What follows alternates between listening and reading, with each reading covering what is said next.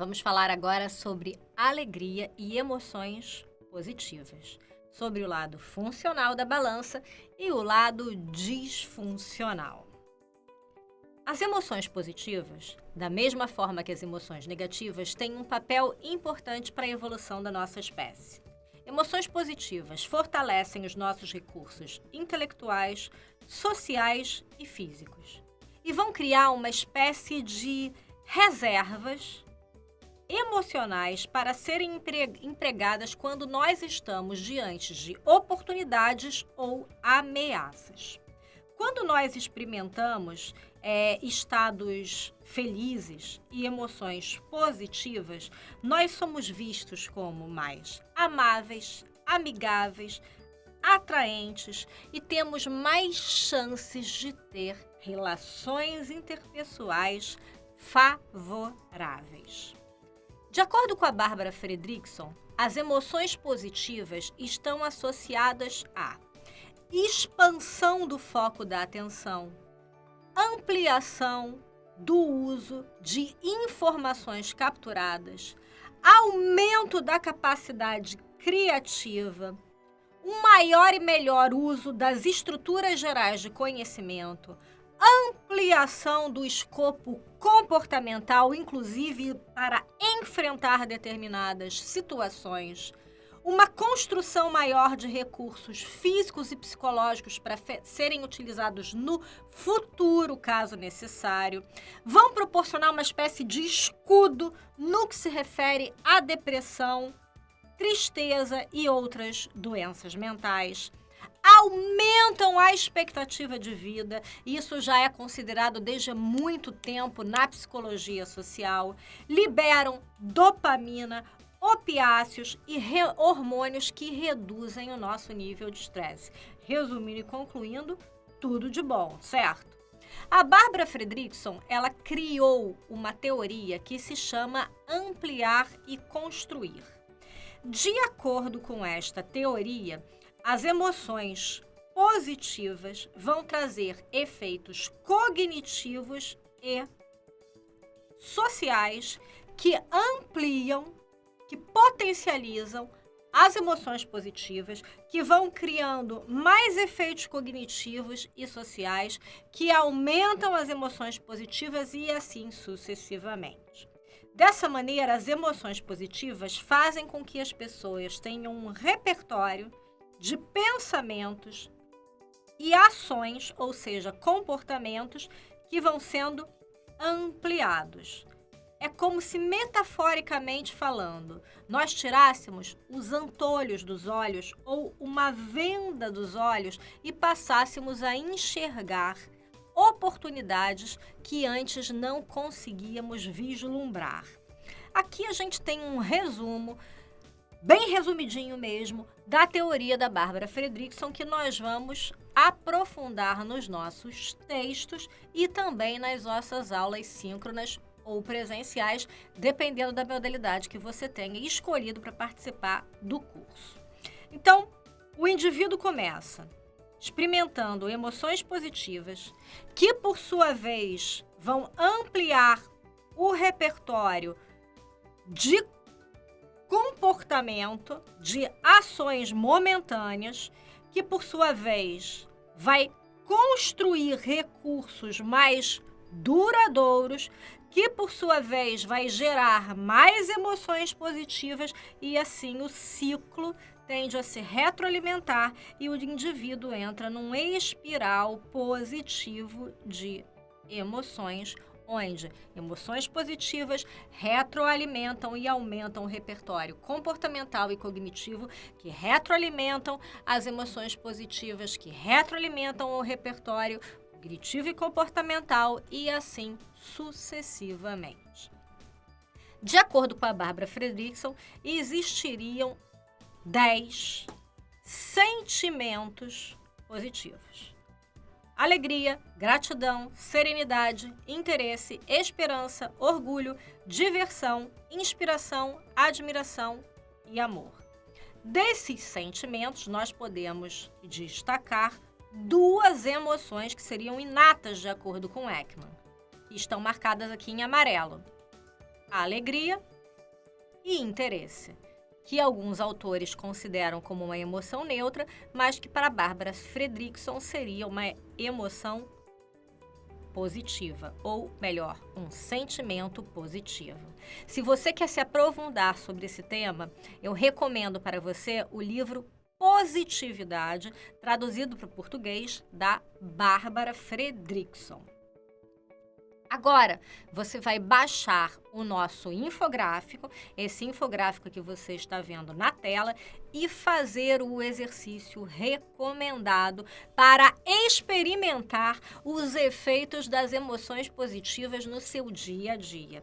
E lembre-se, registre as suas dúvidas, as suas perguntas e leve o exercício para a nossa aula para que nós possamos trabalhar ele em maiores detalhes. Dessa forma, você adquire maior autoridade moral para motivar o seu cliente a fazer os exercícios propostos ao longo do processo. Bem, a felicidade, ela é maravilhosa. Porém, existem alguns probleminhas relacionados a ela, como nós vamos discutir nas cenas dos próximos capítulos. Resumindo e concluindo, felicidade, dependendo do nível, da quantidade, ela pode ser disfuncional? Sim, ela pode ser disfuncional. De acordo com pesquisas que estão relatadas no livro do Ed Diener, também traduzido para o português, pessoas felizes têm um estilo de processamento cognitivo mais superficial. O que significa isso? Significa que elas têm uma tendência de negligenciar detalhes tirados de um todo e, por isso, são menos persuasivas.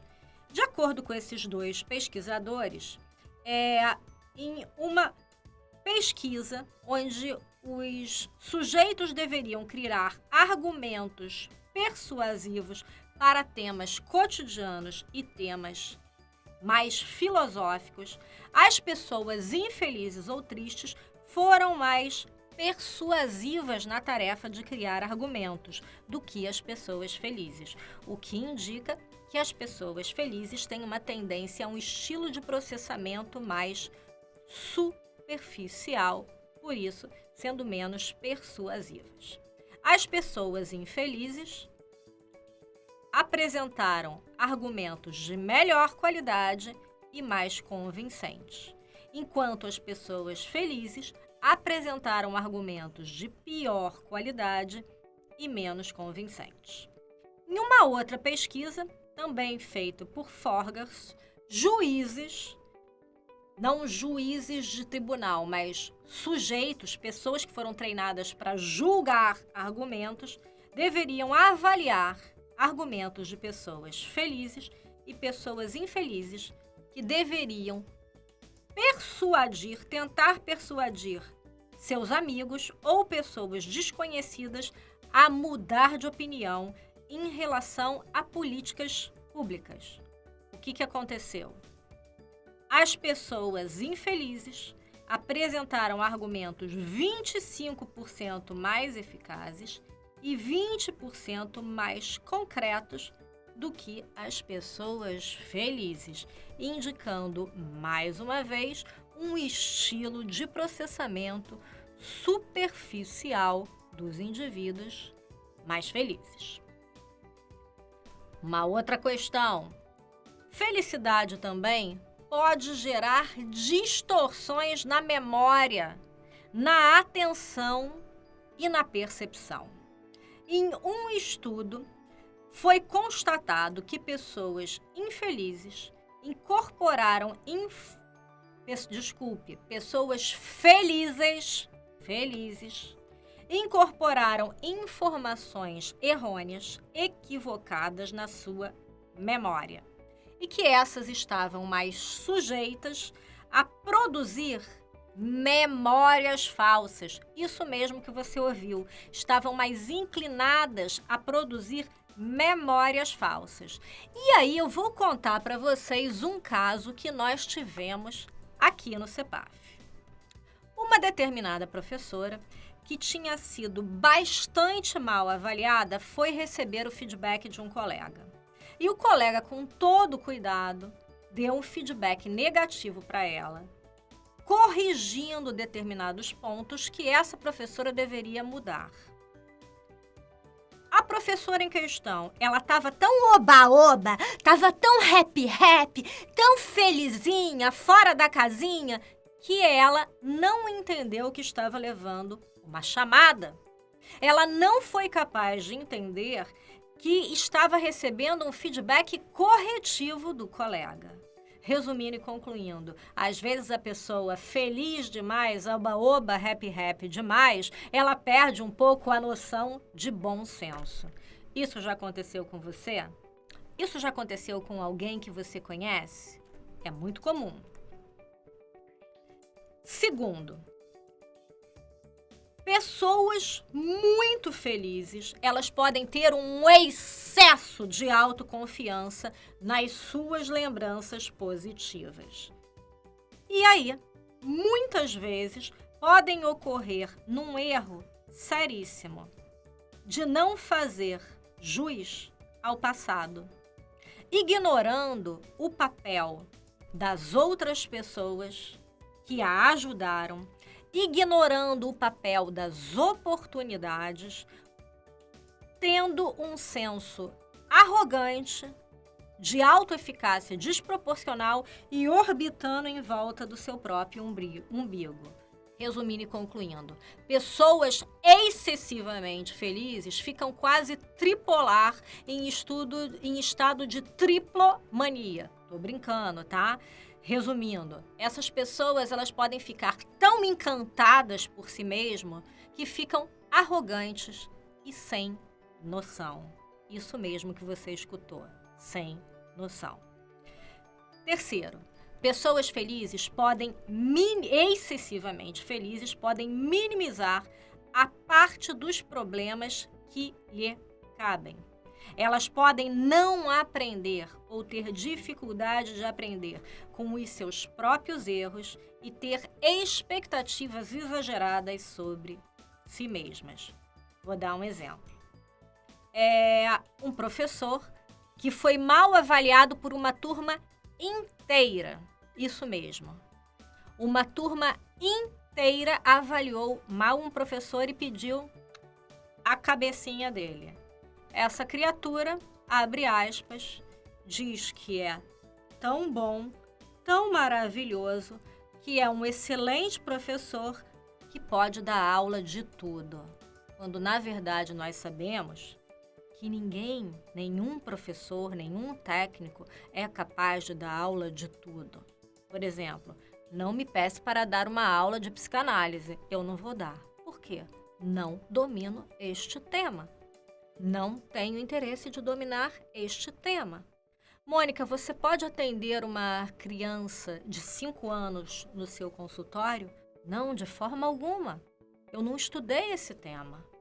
Então, nós precisamos ter noção dos nossos limites. E muitas vezes, pessoas excessivamente felizes perdem a noção de bom senso. Resumindo e concluindo, felicidade em exagero pode ser disfuncional e fazer até mal. Se você quer estudar mais sobre esse tema, leia o livro do Kadash e do Bismarck Giner. É um livro que vai falar bastante sobre essa questão da funcionalidade e da disfuncionalidade de emoções positivas e também de emoções negativas. Resumindo e concluindo, pessoas felizes não observam bem o seu ambiente. No seu contentamento, na sua alegria exagerada, muitas vezes ficam cegas para aquilo que está acontecendo diante dos seus olhos. A felicidade, em algumas condições, ela pode até mesmo prejudicar o desempenho. Por exemplo, em algumas situações, é importante colocar que a felicidade ela melhora o desempenho. Por exemplo, para tarefas criativas, a felicidade é maravilhosa. Porém, para tarefas analíticas, quando um indivíduo está triste, ele vai ter um desempenho melhor. Mais sobre esse tema, sobre os benefícios e os malefícios da felicidade, ou melhor, mais sobre o tema funcionalidade e disfuncionalidade da felicidade, nós vamos trabalhar na nossa aula síncrona, bem como todas as outras, ou melhor, algumas outras das emoções negativas, funcionalidade ou disfuncionalidade, como a raiva, por exemplo. Vejo você na nossa aula síncrona ou na nossa aula presencial. Faz o exercício, leia os livros sugeridos, anote as suas questões e bons estudos. Tchau, tchau!